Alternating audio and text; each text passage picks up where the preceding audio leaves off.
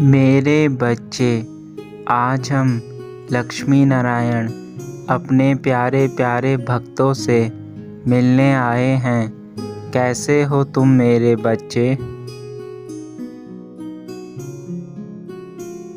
जो मनुष्य हमारी भक्ति करते हैं उनको उचित वरदान और फल अवश्य प्राप्त होता है, और तुम भी मेरे उन्हीं प्रिय भक्तों में से एक हो। तुमने सदा ही हमारी भक्ति करके हमें जो प्रसन्न किया है उसका फल अब तुम्हें देने का समय आ गया है।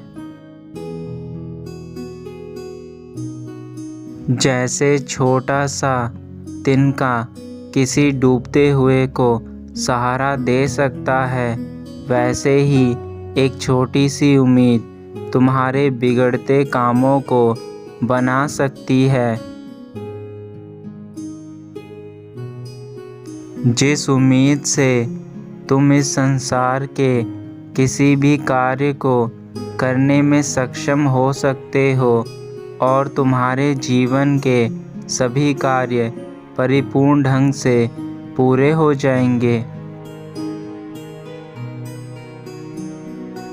जब कोई व्यक्ति कोई सपना देखता है तो उसे पूरा करने के लिए किसी भी प्रकार का कार्य नहीं करता, जिस कारण उसके सपने पूरे नहीं हो पाते।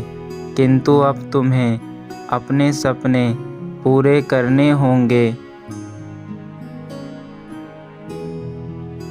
और बार बार अपने दुखों को याद करके परेशान मत हो। जो आपके पास है उसका अच्छे से उपयोग करके अपने जीवन को बेहतरीन बनाने की कोशिश करो। अगर आपको जीवन में कामयाबी हासिल करनी है तो अपने बीते कल को भूलकर अपने नए दिन की शुरुआत करें। क्योंकि अगर आप बीते कल को सोचते रहोगे तो आप ज़्यादा परेशान होगे और इससे आपको कुछ भी हासिल नहीं होगा। इसलिए पुरानी बातों को भुलाकर जीवन में नई शुरुआत करें।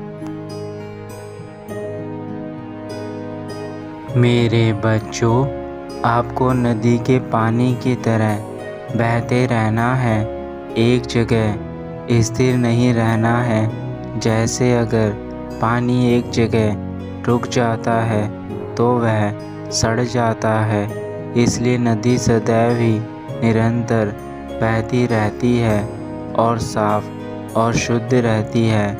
ऐसे ही जीवन में आपको निरंतर प्रयास करके आगे बढ़ते जाना है। बच्चों, जीवन में सब्र करना सीखो। अगर आप सब्र कर सकते हैं तो जीवन में आप कुछ भी हासिल कर सकते हैं। इसलिए धीरज रखिए, सब्र रखें। हर काम अपने समय पर होंगे और आप अपने विश्वास को बनाए रखें। हमारे बच्चों, याद रखना, अगर आप यह सोचकर बैठे हैं कि आप कोई नया काम शुरू करेंगे, उसमें गलती होंगी और आप वह काम शुरू ही नहीं करते हैं, तो यह आपकी सबसे बड़ी गलती है। क्योंकि जब तक आप कोई कार्य करने का प्रयास नहीं करेंगे तो वह कार्य शुरू कैसे होगा। इसलिए यह ना सोचे कि मैं कार्य शुरू करूँगा तो गलत हो जाएगा, बल्कि सकारात्मक सोच रखें। गलती होने पर उस कार्य को दोबारा करें।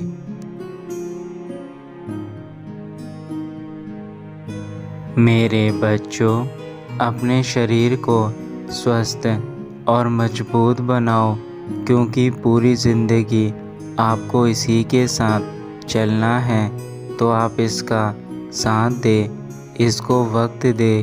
अपने शरीर के लिए दिन में से कुछ समय ज़रूर निकाले,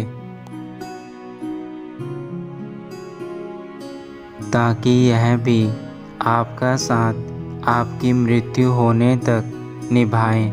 क्योंकि मेरे बच्चों, हम नहीं चाहते हैं कि आपके शरीर में आपको किसी प्रकार के रोग लगे, क्योंकि एक बार अगर आप रोग से ग्रस्त हो जाएंगे तो आप कभी भी जीवन में वह सफलता नहीं पाएंगे जो आप स्वस्थ होकर पा सकते हैं।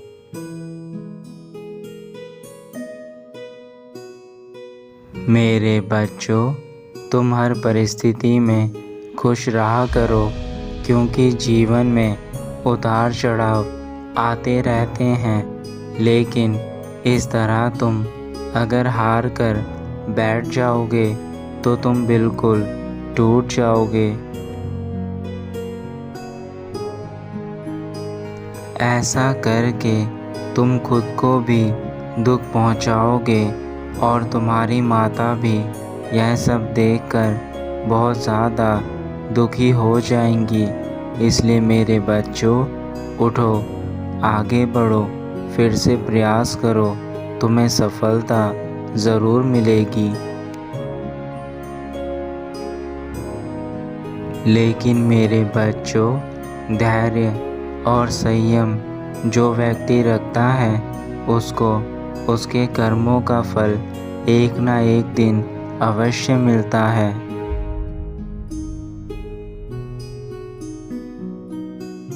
और जब उसको वह फल प्राप्त होता है तो वह बहुत ज़्यादा आनंदित हो जाता है। मेरे बच्चों, तुम भी सही समय का इंतज़ार करो और अपने अच्छे कार्य करते जाओ। यह सृष्टि का नियम है कि जो जैसा करता है उसको वैसा ही फल प्राप्त होता है।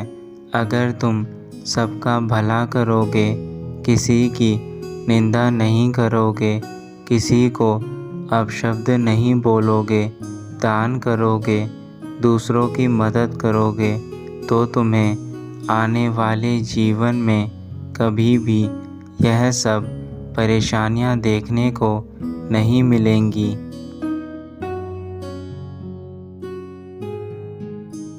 यह जीवन अनमोल है और तुम्हारा कर्तव्य है कि तुम उसकी रक्षा करो, क्योंकि मनुष्य जीवन एक बार मिलता है। उस मनुष्य जीवन में आप अपने अच्छे अच्छे कार्य कीजिए, क्योंकि आपको यह नहीं पता कि आगे आप किस योनि में जन्म लेंगे। अब हम अपने वैकुंठ लोक वापस जा रहे हैं और जाने से पहले तुम्हें यही कहेंगे, मेरे बच्चों, सदा खुश रहो और अपने जीवन को हमेशा सच्चाई की राह पर लेकर चलो। तुम्हारा कल्याण हो।